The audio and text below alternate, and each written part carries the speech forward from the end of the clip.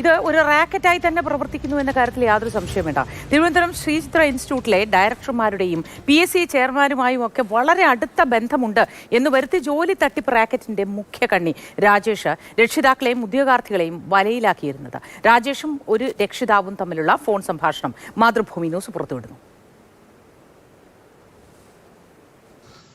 8 മണിക്ക് വിളിക്കാന്ന് പറഞ്ഞ ഇത്ര ഷാർപ്പ് 8 മണിയാകുമ്പോൾ വിളിച്ചത്. ഞാനവിടെ ഞാൻ ഈ ഫോണിൽ 2 ഫോണിലും ഞാനിങ്ങനെ ഓരോ കാര്യങ്ങള് ഇത് ഈ 9-ാം തീയതി തന്നെ ഈ കാര്യങ്ങൾക്ക് അവരുടെ കാര്യങ്ങൾക്ക് നടക്കത്തുള്ളൂ. ആ 9-ാം തീയതി കാര്യങ്ങൾ നടന്നില്ലെന്നുണ്ടെങ്കിൽ ഈ പേയ്മെന്റ് നമ്മൾ തിരിച്ചു മേടിച്ച് ഉടനെ തന്നെ ആ പേയ്മെന്റ് അക്കൗണ്ടിൽ ക്രെഡിറ്റ് ആക്കും. സാറ് ഇന്നാള് ഇതുപോലെ പറഞ്ഞു. ഇതുപോലെ അത് കഴിഞ്ഞ് ചേട്ടാ ഞാനിത് നടത്തുന്ന ഒരു ഓഫീസല്ല ചേട്ടാ, ഇത് കേന്ദ്ര സർക്കാർ സ്ഥാപനമാണ്. ഇവിടെ അഡീഷണൽ പ്രൈവറ്റ് സെക്രട്ടറിമാര് തന്നെ 3 എണ്ണം ഉണ്ട്. അവിടെ ഉള്ള ഈ 5 ബോർഡ് മെമ്പേഴ്സിൽ 3 ബോർഡ് മെമ്പേഴ്സ് നമ്മുടെ ആളുകളാണ്.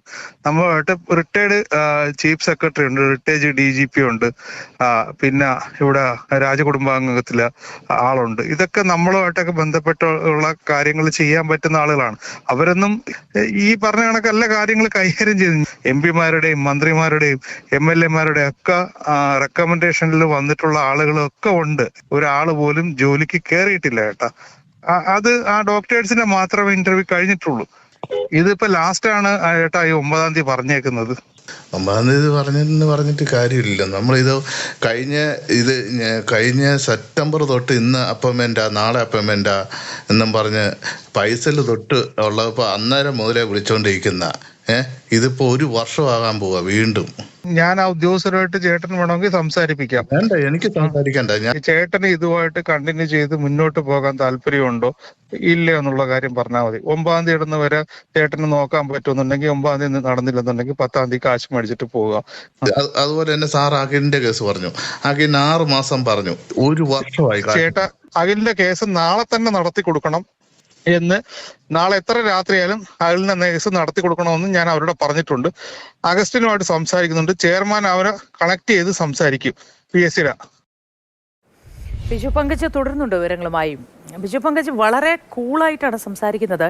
ഇതിൽ MLA-മാരുണ്ട്, MP-മാരുണ്ട്, അവരുടെയൊക്കെ ഒരു പിന്തുണയോടെ വന്ന മനുഷ്യരുണ്ട്, അവരുടെയൊക്കെ റെക്കമെൻഡേഷനിൽ വന്നവരുണ്ട്. ഇതിൽ എല്ലാവരുമായും ബന്ധപ്പെട്ടിരിക്കുന്നു എന്ന് ഈ സംഭാഷണത്തിൽ പറയുകയാണ്. യഥാർത്ഥത്തിൽ ഇത് ആരുമൊക്കെയായി ബന്ധമുണ്ട് എന്ന് വിശദമായ ഒരു അന്വേഷണത്തിന്റെ ആവശ്യമില്ലേ?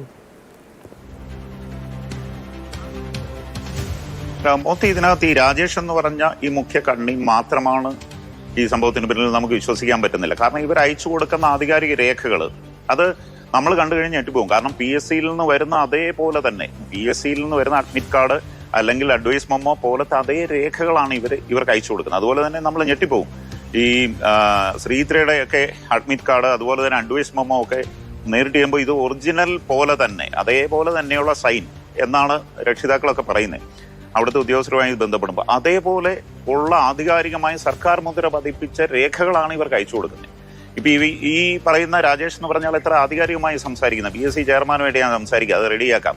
അല്ലെങ്കിൽ അവിടെ ശ്രീധരയുടെ ഡയറക്ടർമാരുണ്ട്, അവരുമായിട്ടൊക്കെ നമുക്ക് നമ്മുടെ ആൾക്കാരാണ് എന്നൊക്കെ പറഞ്ഞ് വളരെ വിശ്വാസ്യത ജനിപ്പിക്കുന്ന തരത്തിലാണ് സംസാരിക്കുന്നത്.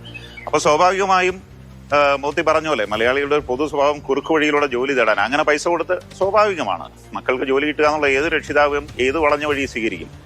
പലതും കൈക്കൂലിയായിട്ട് നടക്കുന്നുണ്ടാകും. അങ്ങനെ ഒരു ദൂഷിത വലയത്തിൽ വീണുപോയി മക്കൾക്ക് ജോലി കിട്ടാൻ വേണ്ടി പൈസ കൊടുത്തവരെ വളരെ ആധികാരികതയോടുകൂടിയാണ് ഇവിടെ കബളിപ്പിക്കപ്പെടുന്നത്. പക്ഷേ ഇതിനകത്തൊരു നിർണായക സംഭവം, ഈ അഗസ്റ്റിൻ എന്ന് പറയുന്ന ഭുവനേന്ദ്രനുണ്ടോ, അല്ലെങ്കിൽ അങ്ങനെ എന്തുകൊണ്ട് PSC ഓഫീസിൽ നിന്ന് ഇറങ്ങി വരുന്നു? അവരുടെ മൊഴി വിശ്വാസത്തിലെടുക്കുകയാണെങ്കിൽ എന്തുകൊണ്ട് അവർ ഇറങ്ങി വരുന്നു? പിന്നെ ഈ ആധികാരികമായ രേഖ PSCയുടെ ഒഫീഷ്യൽ മുദ്രയുള്ള അഡ്മിറ്റ് കാർഡ് അച്ചടിക്കുക എന്ന് പറയുന്നത് ഒരു വളരെ ഗുരുതരമായ ക്രൈമാണ്. അതെങ്ങനെ ചെയ്യപ്പെടുന്നു? അതേപോലെ തന്നെ തോന്നുന്ന തരത്തിൽ ഇന്നലെ ഞങ്ങൾ 7 ഇരകളുമായി ബന്ധപ്പെട്ടിരുന്നു. അവർക്കൊക്കെ കൊടുത്ത അഡ്മിറ്റ് കാർഡും അഡ്വൈസ് മെമ്മോയും നമ്മൾക്ക് കിട്ടിയിരുന്നു.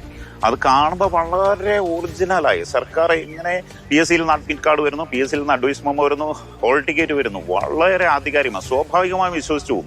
കാരണം ഇവർക്ക് PSCയുമായി അടുത്ത ബന്ധമുണ്ടെന്ന് തോന്നുന്ന തരത്തിൽ, അല്ലെങ്കിൽ ശ്രീത്രയുമായി അടുത്ത ബന്ധമുണ്ടെന്ന് തോന്നുന്ന തരത്തിലാണ് ഈ സാധാരണ നമുക്ക് ഔദ്യോഗിക PSC രേഖകളെല്ലാം ഓഫീസിലേക്കൊക്കെ കയറി വന്നിരിക്കുന്നു. ചെല്ലുമ്പോൾ മനസ്സിലാവും വലിയ സെക്യൂരിറ്റി സംവിധാനങ്ങളുണ്ട്.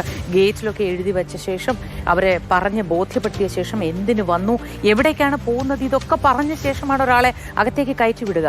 ആ സാഹചര്യത്തിൽ ഈ തട്ടിപ്പിനിരയായ ബിജു പങ്കജ് ഉപയോഗിച്ച ആ വാക്ക് തന്നെ ഞാൻ പറയുകയാണ്, ആധികാരികമായി പറ്റിക്കപ്പെട്ട ഈ മനുഷ്യർ വളരെ കൃത്യമായി ഈ ഓഫീസിനുള്ളിലേക്ക് കയറി ചെല്ലുകയാണ്. അവിടെ PSC ഓഫീസിൽ എല്ലാ കാര്യങ്ങളും ശരിയാണ് എന്ന് ധരിപ്പിക്കുന്നു, ഒപ്പ് രേഖപ്പെടുത്താൻ ആവശ്യപ്പെടുന്നു തുടങ്ങിയ കാര്യങ്ങളാണ് നടക്കുന്നത്. ഞാൻ ബിജു പങ്കജിലേക്ക് മടങ്ങി വരാം.